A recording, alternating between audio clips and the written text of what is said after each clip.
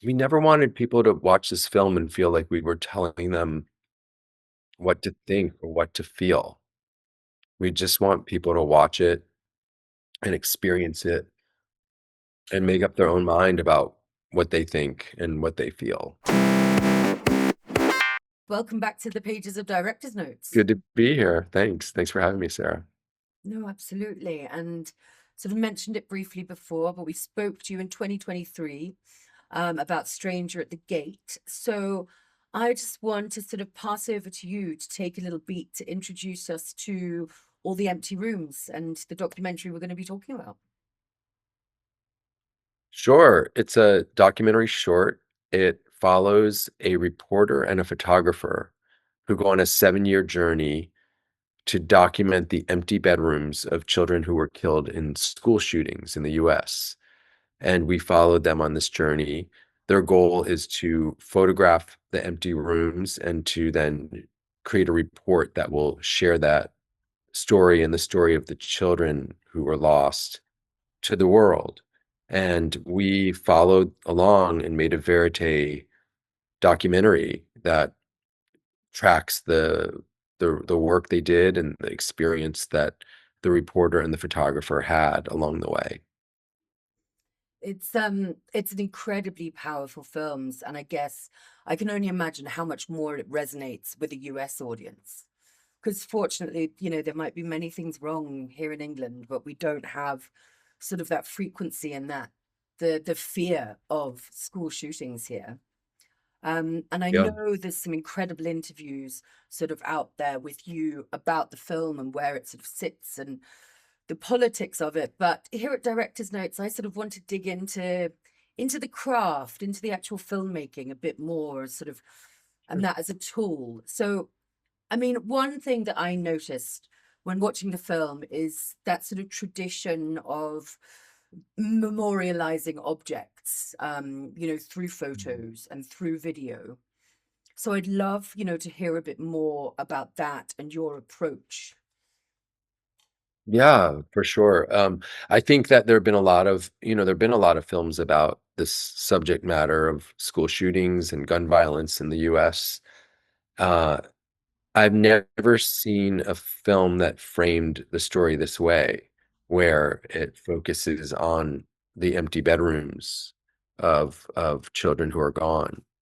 And what we were trying to do was to tell the story of each child through their bedroom, through the little objects and knickknacks and things that they left behind.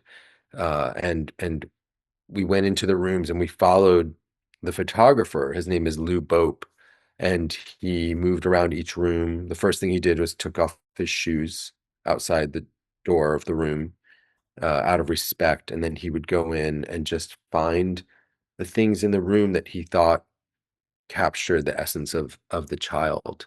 And so you watch and you see him, you're watching his face and you see him lining up a photograph. You don't know what it is that he's looking at even, but you see him working to find it and you're wondering what did he find, and then he clicks the shutter, you hear that click, and then it's revealed what he saw.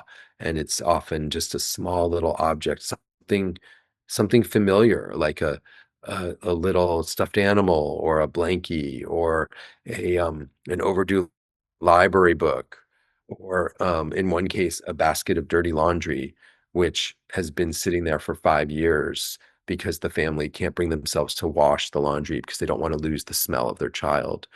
And all these objects sort of add up to a life, to a person. And what people have said about this approach is that, when you read a headline about a school shooting, you think, oh, this is someone else's kid. But when you go into the rooms and you see the photos of the objects, you say, this is my kid, or this could be my kid, or this could be someone I really know. Because there's something so universal about seeing these specific details of a child's life that just feels familiar and intimate. And we feel like we know these kids, and it goes far beyond a statistic or a headline and becomes a real human being. Yeah. Yeah. I mean, and I think there's I think teenagers as well have a unique way of putting their personalities onto rooms, remembering you grow up, your different posters and how it changes and it helps. There is a real sort of intimacy to that. I guess my immediate question is, what were you filming on? Because I love how respectful, how that was sort of a standard, like taking your shoes off. So I imagine you're not wanting to go into a house with huge amounts of gear. Yeah, we had a tiny crew. It was usually one person um, filming, and we had small camera, no prime lenses, only zoom, because we never wanted to have to change a lens. We never wanted to have to stop and say, "Oh, like this would look better with this." We just wanted versatility so that we could go in and just be fade into the woodwork and be respectful and never interrupt what was happening. And we just sort of let Lou, the photographer, lead, and we followed what he was doing. Uh, and so, yes, we were trying to be as low impact as possible. We never used a single light. Yeah. Um, Okay. and we just worked with natural light and whatever was in the room and whatever light was coming through the windows. And that's how we approached it. It was very natural, and uh, we just wanted to be as low impact and as respectful as we could. Yeah. I like that point about the light because I think you can tell in the film, you're very aware that it's different bedrooms that you're traveling through, different spaces. There's no uniformity to it, which I think brings you on that emotional journey as well. Yeah, I mean, this film is kind of a road trip, Yeah. and we end up in these different places, and each place has a different character and a different story and a different person that we get to know. Um, and when we understand who these kids are, I think we feel the absence even more. We feel that emptiness, that empty room, because we understand who the child was, and we feel their presence, and then we feel their absence. Mm. How, because so you're following the photographer into the rooms, because a lot of the sort of, we're looking at the parents, it's like back of heads looking into the room. Did that happen by accident because of sort of wanting to place yourself outside? Yeah, well, again, we didn't want to be in the line of we just didn't we wanted to be on the edges of things. And so we stayed we stayed in the, you know, behind people, and we never wanted to get in front and get the camera in their face. And in some ways, the point of view of the camera is the point of view of the viewer who would have been that extra person who's in the group walking into the room. Yeah. And so we wanted that feeling. It felt right. It felt like we wanted people to feel who are watching like they were in the room and not experiencing it. We wanted people to know what it was like to go into these rooms and to understand them. And so there was this sort of um, low-key observational quality to the way we photographed the film. Yeah. And your cinematographer, so Matt Porwall, excuse me if I didn't pronounce that. And so I was looking at his sort of filmography and everything, and he's known for a verité approach, and Tigerland is one of his that I know. So yeah, talk a little bit about the collaboration with him and how you both looking at those rooms. Yeah. He also filmed Cartel Land. Oh, He's okay, I been in haven't seen some that. yeah, he's been in some really difficult, intense situations. And he's used to making the most of a situation with very little and just being able to react very quickly. And that's what I actually liked about choosing him for this job, was that even though we're entering something that's very different than, say, a war zone or a cartel situation, we're entering literally an empty bedroom in many cases. It's still about reacting quickly and finding the story quickly and in a very like natural and unencumbered way. Yeah. And so I just, when I talked with him about the film, I just felt like he was so tuned in and so sensitive to what the issues would be when we were on set and in these places. And he was so respectful of the families, and just this idea that we would never use a prime lens was like that was very exciting to me. The idea of like, no, we're not going to put um, the aesthetics ahead of the respecting the families. Yeah. Um, that was more important, was to like honor their time, not draw attention to ourselves, and just try to come in there and do it quickly and then be done. Yeah. And I guess that sort of it echoes the relationship with the photography. I mean, photography is still, it's, I always think photography and the photographers who do it, the eye that they have is just incredible for what they're able to capture. So it's just sort of that moment.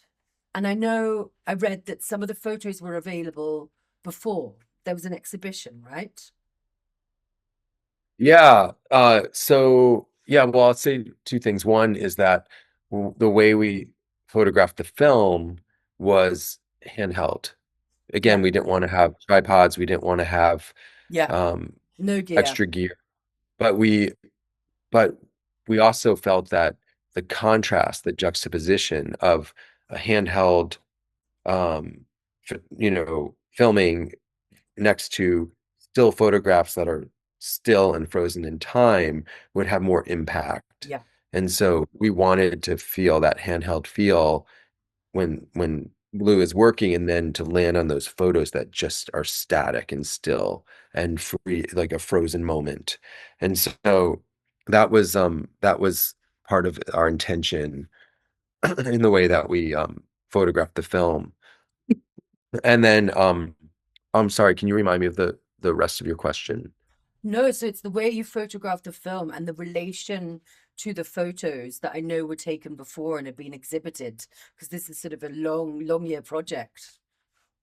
Yeah, so what we did is we took the photos that Lou had taken in the rooms, and we used it as a companion piece Okay. to the excuse me, to the film.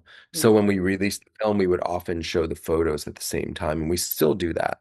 So because I think the photographs stand on their own and are quite compelling, Yeah. and together with the film, I think it's a really nice complement. So working with those photos, so as a, like as a companion piece, how much did they guide you in terms of what you wanted to capture in the rooms? How did the photographs guide us? Yeah. Well, I think the photographs were clues. They were clues to who each child was, and they helped us to understand the children. So, in any given room, Lou would often take 1,000 photographs, and then we would, in the film we show maybe I never counted actually, but I'm guessing like, maybe 20 photographs per child. Yeah. So we picked those 20 photos that we thought best captured the child, their story, who they were, and help the viewer to understand them. So it was, yeah, we tried to choose the images and what they revealed that we felt were like most evocative, most kind of most specific, Yeah. um, in doing that, maybe most universal. There's something about seeing that bed in Dominic's room with all the SpongeBob toys on it, and you just instantly are like, I know that kid, Yeah. Yeah. Um, yeah, we were looking for that. Mm. Well, next I want to talk about the sound. because sort of alongside the images and, I think sound in documentary is something that's not often spoken about. So I was doing some research into this because you brought on Peter Elbrookstein as the sound mixer. And Yeah, he's, Peter Albertson. yeah, sorry, Yeah. my pronunciation. Um, and was reading interviews, so he's had a lot of experience in kind of designing silence, which was obviously a huge Mhm. part of it, the stillness, the missing. So yeah, I'd love to hear about that side of things and what you wanted to develop. Yeah. Well, Peter's an amazing sound designer. He lives in Copenhagen, and we were lucky to get to work with him. And what we realized as we were editing was just how important the sound was going to be. You're making a film about silence, as you said, but there's no such thing as silence in film. Silence is sound. And so what does that sound like? And we explored that, and it's like it's the sound, silence can be the sound of the air conditioner. You know, Silence can be the sound of that lawnmower that's going on outside the room, which makes the room silent. Silence might be the sound of the brothers and sisters playing basketball outside the room, in the driveway. That makes the room feel silent. So silence to me, and especially in this film, is about contrast. You need that contrast of sound so often somewhere else to feel the silence and the absence. And so we searched for those sounds that we had captured and tried to bring them out and make sure that people felt them in the film itself. And that was something that was sort of new to me, that idea that like silence isn't just absence of sound, it's Yeah, something else that's more complicated.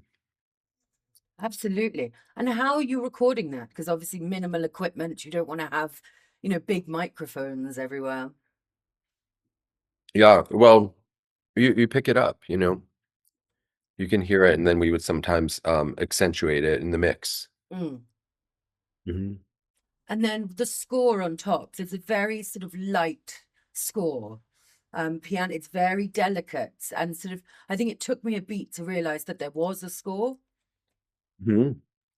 Yeah, and that was our hope, Yeah. was that you would never, we said to the sound mixer, we were like, we never want someone to notice when a music cue comes in. We want you to just all of a sudden be like, oh, there's music, but I don't Yeah. even know when that started. Um, we wanted to use restraint, and we worked with this amazing composer named Alex Summers.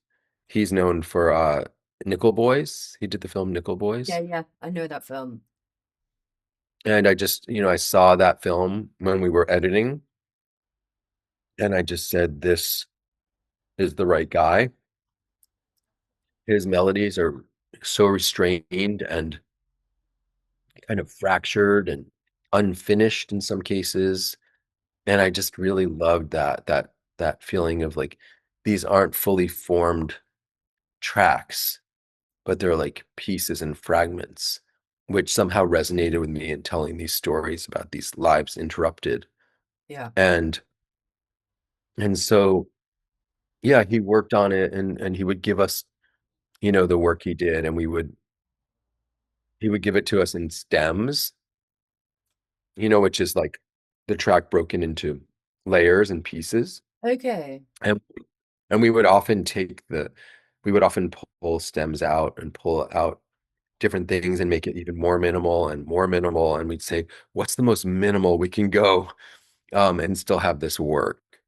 And we found that the more we pulled away often, the better it got, the more minimal and the more restrained it was.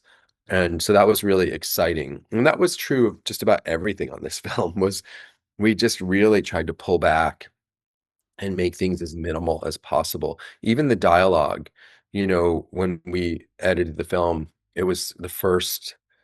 when we were close to being done, we were at like 34 minutes. And then we said, how can we make this even more minimal? And so we actually took out 6 minutes of dialogue of people talking, but we still left the film at 34 minutes. Yeah. Suddenly there's 6 minutes of silence or at least people not talking. Um, and that space, in my opinion, made the film just work better. It just felt like there was more room for the viewer Mm. to experience the rooms, to feel the feelings that they were having. And so it was exciting to just keep pulling back and pulling things out and see what happened. And it was, it sort of just worked with that restraint of we never wanted people to watch this film and feel like we were telling them what to think or what to feel. We just want people to watch it and experience it and make up their own mind about what they think and what they feel. This is a film that is quiet. It's a film that's, on the surface apolitical, and we wanted it to work for everybody, no matter your political bent or your feeling about guns. We wanted anyone to be able to watch it and not feel like they needed to turn it off because they didn't agree with it or they felt like they were being told what to think. We just wanted people to experience these rooms and know these children. And we thought that that might be enough to engage them and make the viewer feel like maybe change minds, re-engage people with the issue who might have become numb over time. Yeah. Just make people feel the weight of the issue again, because I think a lot of us, we have over 100 school shootings a year in the US now, and a lot of people have just become numb to it. And our hope was that we could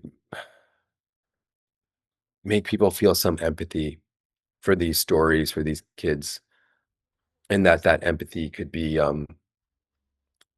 ideally channeled into change. Yeah. I mean, I'll be honest with you, before sort of watching this film and learning about it, I didn't know that there were still 100 shootings a year.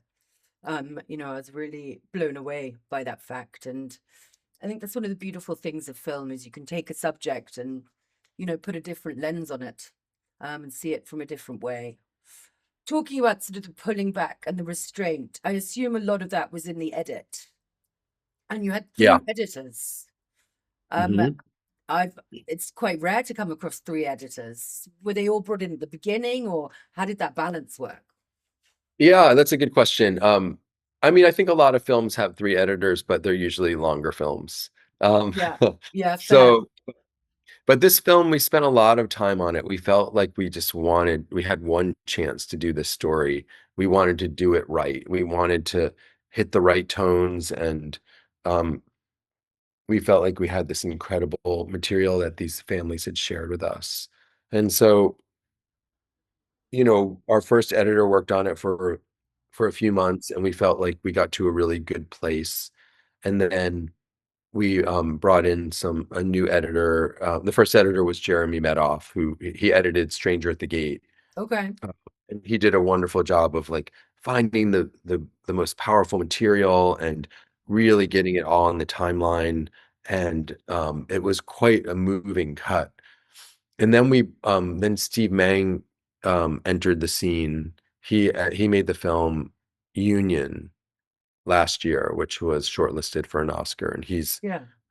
he's also, besides being a director, he's an incredibly talented editor and an old friend. And so he said, "Can I look at it? Can I just play around with a couple scenes?" And he started to just add more quiet and more space. And we talked about how do we open it up a little more, and so that again we can have an experience of the bedrooms and what it's like to be in them. And then he got very busy with Union because he was campaigning Yeah. for that film. And we brought in Aaron Casper, who is a, an amazing editor as well, and she edited The Fire of Love a couple of years ago. I And love that film. yeah, it's great. And most recently, she edited Time and Water, which premiered at Sundance a couple last week.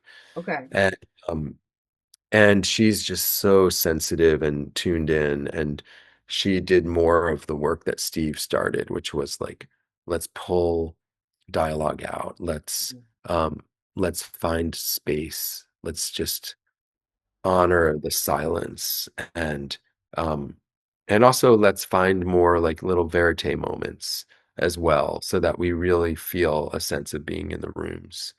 And so that was it was a really lovely process of having sort of three collaborators that I could work with, and each one sort of brought a different idea and brought the film a little further along until we got to where we are now, which I think is a really, like I said, a very quiet, um, I think impactful film that allows space for the viewer to have an experience where they feel like they get dropped into a world and they're really there and they feel it. Yeah. Yeah, I think that's a beautiful sort of journey through three editors and having sort of different looks on that. I Mhm. know initially there was a political angle or sequence in there. When did that come out? Oh, yeah. Yeah, that's true. Yeah. So there was a time when actually it was Steve Mang. Um, he said we need to like we have to acknowledge the debate about guns. Mm, We have to find a way to put that in there. And I wasn't totally sold on that, but he said he wanted to try something. So he edited this little sound montage of where you heard voices of people having the debate. And they're all the things we've heard a million times, more guns, less guns, don't take my guns away, we're going to take your guns away, everything, the sort of extreme ends of it. And we had a little moment of that in the film at one point where, you know, you understood the background, the backdrop of what this whole story is taking place under, which is this debate in our country. But as we edited more, I just felt like everyone knows that stuff, and we are doing something different than that. We're really trying to step away from that and to say that debate isn't even the right debate. That's a false debate. Because the reality is that um, everyone agrees that we want to keep our children safe and that we don't want our kids to be shot in school. Everyone agrees with that. So if we start with feeling the weight of that fact that our kids are being killed in school, and we really understand it on a personal level, it's kind of like a reset to the conversation. Uh, we have to break out of this argument we're having about guns and find a way to talk about it in a more constructive manner that's around the safety of our children. mm, And when it becomes a safety issue instead of a political gun issue, I think we have more possibilities to make progress. And I've seen that happening. It is happening. For example, there are healthcare systems now that are, when you bring your kid in for a checkup, one of the normal questions they ask is, "Do you have a gun at home?" wow. And and if the parent says, "Yeah, I do," and often they're flagged, they know who has guns because they're registered. Um, if the parent says yes, then the pediatrician says, "Well, we want to keep your kids safe. Tell us about what you do to keep the gun out of your kid's hands and how you're locking it up." And, you know, if the parent needs guidance on that, the pediatrician provides that. And, even just that gesture of making that a normal thing that we talk about that happens when you bring your kid to the pediatrician, that could save lives. And it's not political. Um, but there are things like that that can happen right now that can save lives and are happening. And so we're kind of working in that space of like, how can we create change without pushing that red button of the political debate? Yeah, yeah. And I think that's so accurate what you said, that people will then cooperate and they will then answer you as soon as they know that they're not engaging in this circular, questions. It's more on a human level. Then I think immediately people are more interested. Um, Yeah. whether it be Yeah. right or wrong is how people are. Yeah. And I know sort of next the plan for the film, as well as at the Oscar campaign, is to bring it to Congress. Yeah. So Well, how's we that came, evolving? yeah, we've had one congressional screening. Amazing. We're planning a second one um in this month. We also had a screening in Canada with elected officials at the Children's Hospital in Toronto. And we most recently we had a screening at the House of Lords in Oh London. wow. It Nice. was great because we were with a number of the lawmakers who created the laws around the Dunblane Yeah. shooting, Yeah, yeah, yeah. and which, and they were the ones who created that change, reacted quickly and created change in the UK. And we were really inspired by them. And we also had some people who UK residents who've experienced knife violence, Mhm. and they spoke as well because I know that's an issue in your country, Yeah, that's our and problem. that's your problem. We have guns, and we had some really constructive conversations around how to fix things and how to make people safer. Yeah. That's amazing that those screenings, puts an issue in front of people, yeah, from that different angle. That is the power of film, and I love that. Yeah, yeah, it's So amazing. it's yeah, it's just brilliant. What about sort of you next personally as a filmmaker? What are you diving into?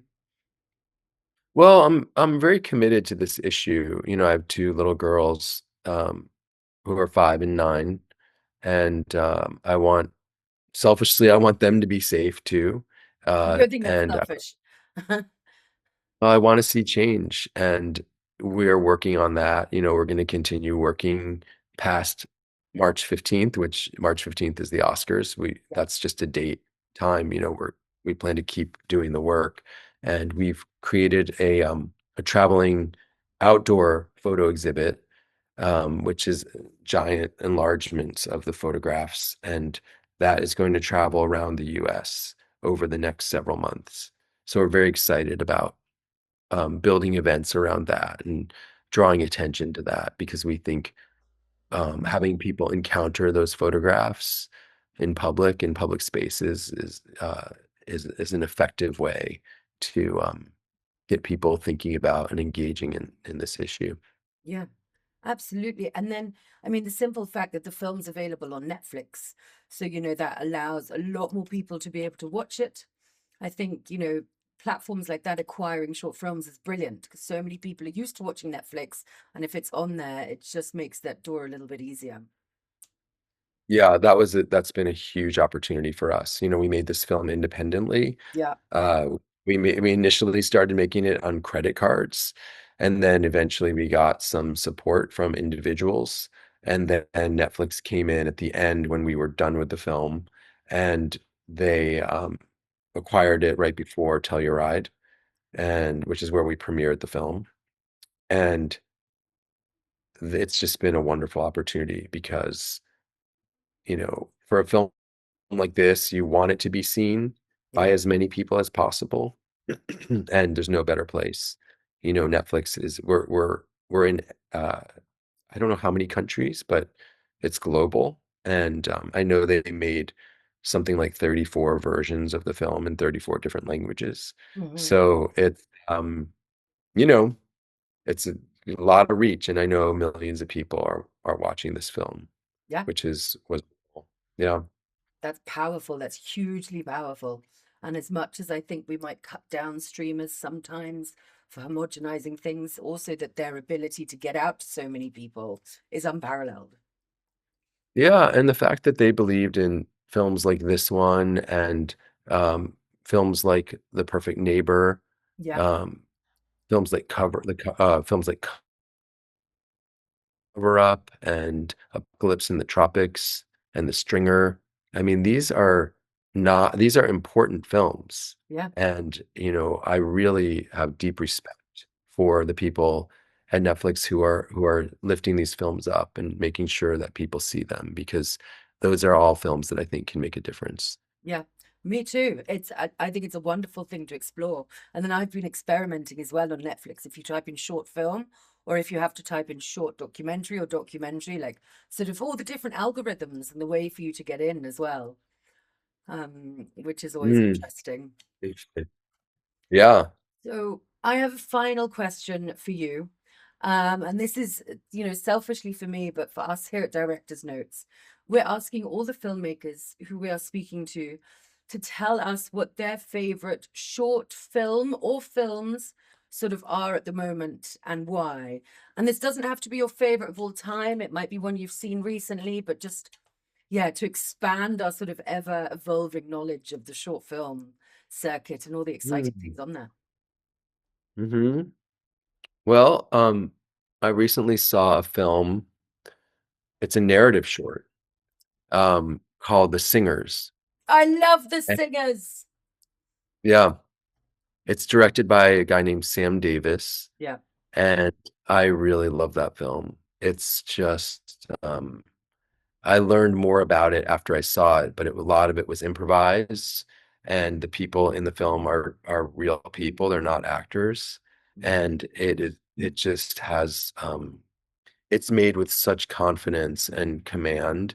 Um, it's beautifully shot, beautifully lit, and surprising at every turn, and really satisfying. And actually that film is going to be on Netflix. It is on Um, Friday. yeah, so I highly recommend that film. I enjoyed that very much. Yeah. I was thrilled when I saw that it was coming to Netflix because I've spoken to Sam as part of sort of these interviews.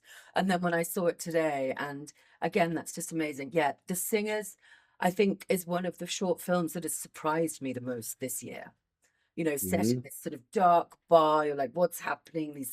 These gruff characters. And then what comes out of it is, yeah, it's like nothing I've ever seen before. So thank you for your choice.